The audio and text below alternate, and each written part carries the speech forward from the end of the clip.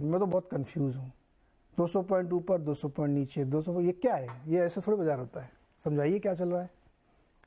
बात यह है कि हमारे मार्केट में एफआईआईस की फ्लोज हाँ। तेल की दाम के बढ़त के कारण और फेड के एक बहुत मैं कहूंगा नेगेटिव स्टेटमेंट मार्केट की तरफ से कि रेट कट सामने नहीं दिख रहा है, हाँ। रेट पर रेट पॉज दिख रहा है। ये दोनों एक इमर्जिंग मार्केट के लिए अच्छी चीज नहीं है, मगर उसके अंदर तेल का दाम इंडिया के लिए बहुत खास रहती है, क्योंकि 80% हम अपना क्रूड ऑयल का रिक्वायरमेंट इंपोर्ट करते हैं। तो इसलिए पूरे सितंबर महीने में आपने देखा कि एफआईएस की बिल्कुल बिक्री हो रही थी और नेचुरली प्राइसेस के ऊपर उसका दबाव आ रहा था।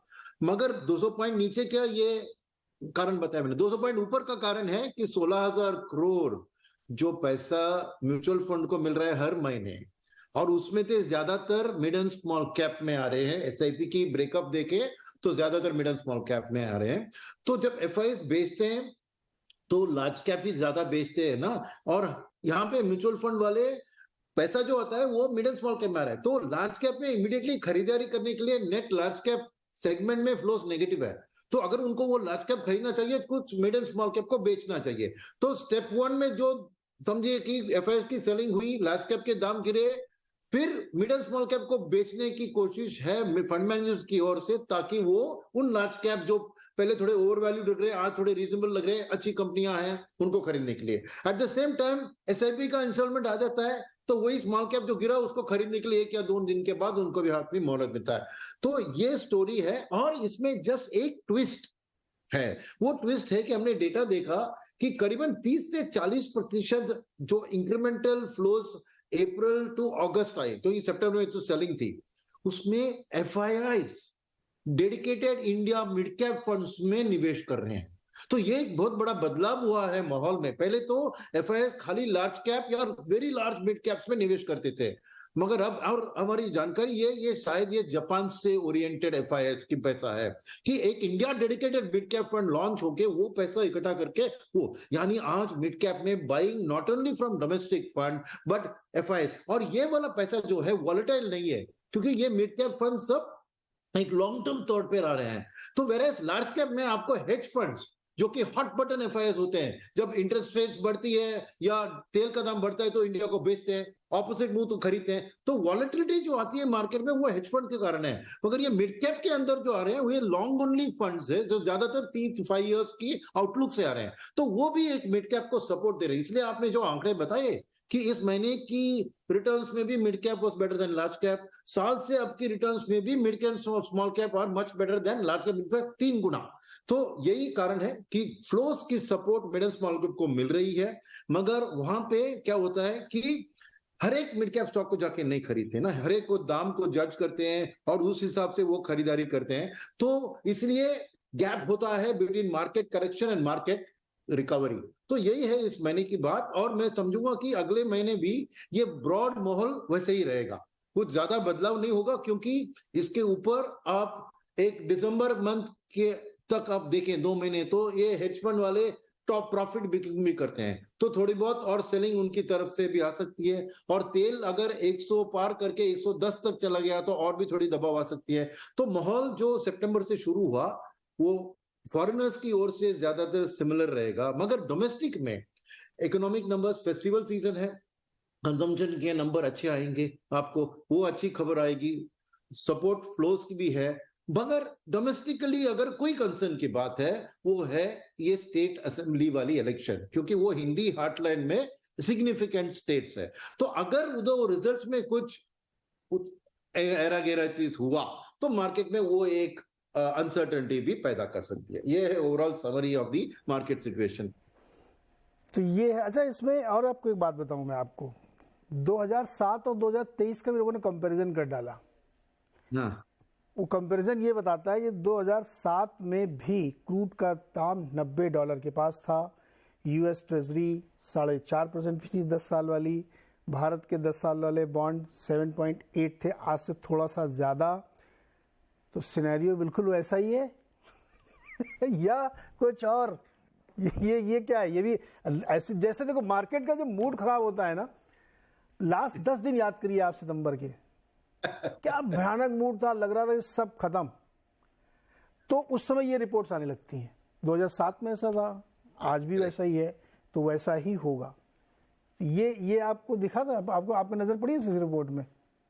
देखिए, ये भी नजर पड़ी और एक भी हाँ। चीज है, अगर आप इकोनॉमी की हालत देखें और वेरियस सेक्टरल फंड्स की हालत देखें तो 2003 वाली बात भी अभी रिपीट हो रही है। तो एक सोच यह है कि 2003 से 8 जो मार्केट की हालत हुई थी उसकी अर्ली स्टेजेस में है। तो दोनों तरफ के ऑपोजिट रिपोर्ट्स, एक आप वैल्यूएशन और ऐसे इंटरेस्ट रेट्स की बात कर रहे हैं, वो एक चीज बता रही है, मगर इंडिया का इकोनॉमिक ग्रोथ स्टोरी आप देखें 2003 में जो था, कैपेक्स साइकिल की शुरुआत और जो सिक्लिकल सेक्टर्स की अप ट्रेंड, वो इकोनॉमिक हालत इंडिया की उसी के सिमिलर है।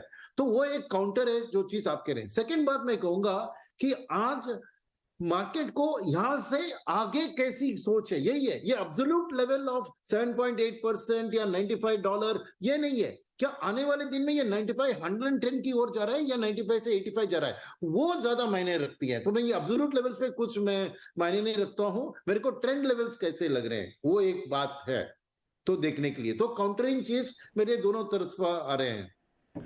अभिषेक अग्रवाल जी, क्या मार्केट में मिड कैप या स्मॉल कैप ने थोड़ा सा बबल बना दिया है, रिटेल को डरा दिया है?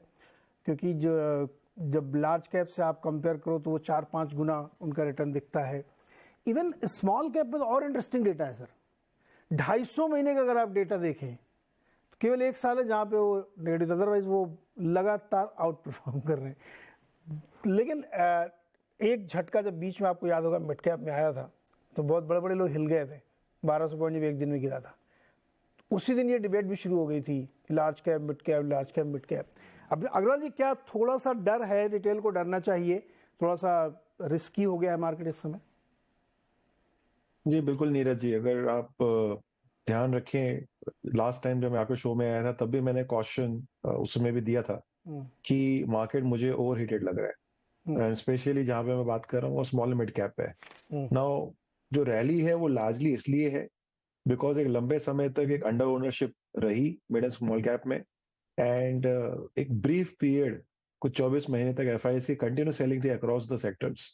तो वहां पे कुछ मूड ऐसा बना नहीं था तेजी का कि जहां पे कोई मिड एंड स्मॉल कैप में बाइंग हो। पर जैसे ये रिवर्स हुआ, specially from the April 1st onwards in 2023, और अभी लास्ट हम 5 महीने 6 महीने की तेजी देख रहे हैं, तो वहां पे एफआईएस का जब रुख बना, जो एक पैसा हम देख रहे हैं कंटिन्यूसली इनफ्लोस, वहां पे एक रुझान स्मॉल एंड मिड कैप की तरफ भी गया। और जिस तरह के क्वांटम का पैसा इस समय आया वहां पे, क्योंकि ये ऑफकोर्स एक कम लिक्विड वाली जगह है, ज्यादा ओनरशिप नहीं है, प्रोमोटर ड्रिवन अभी भी है, तो ये रश में ये हश हश जैसा कुछ हो रखा है जहां पे इतनी बड़ी तेजी हमने देखी है। बट ये सस्टेनेबल है क्या, मेरे भी रिजर्वेशंस हैं। एक साल में एक इंडेक्स लेवल पे 25% का रिटर्न, इसका मतलब एक पोर्टफोलियो लेवल पे, जो कि टिपिकली इंडेक्स से तो कम ही ओनरशिप होती है वहां पे, मेरे हिसाब से कहीं नहीं करके भी 40% से 50% होगा, जो कि इतने कम पीरियड के अंदर में इतना बड़ा रिटर्न नॉर्मली मार्केट के प्रेसिडेंट में नहीं है। तो मुझे लग रहा है यहाँ पे कंसोलिडेशन आएगा, हमें डेफिनेटली कॉशियस और होने की जरूरत है। मार्केट एक लंबे व्यू के लिए इंडिया कभी भी खराब दिखेगा नहीं, मगर इस समय तो डेफिनेटली हर जगह हर कोई इंसान पार्टिसिपेट कर रहा है, एंड कुछ पास्ट की डेटा या पास्ट का माहौल जैसे हमने पहले भी देखा इंडिया में होता हुआ, डेफिनेटली मुझे भी लगता है कि कुछ ऐसी बातें हो रही हैं, एंड हमें डेफिनेटली थोड़ा कैश में रहना चाहिए एंड सेलेक्टिव बाइंग करनी चाहिए। सो मेरा तो ये नजरिया बनता है कि overall mid and small cap is good to be there, but जैसे कहते हैं ना कि ज्यादा शुगर डायबिटीज क्रिएट कर देती है, तो मुझे लग रहा है जो ज्यादा हॉट मनी जो फ्लो हो रहा है यहाँ पे, वहां पे दिक्कत आ सकती है। वहां पे दिक्कत आ सकती है। सोमनाथ मुखर्जी जी जो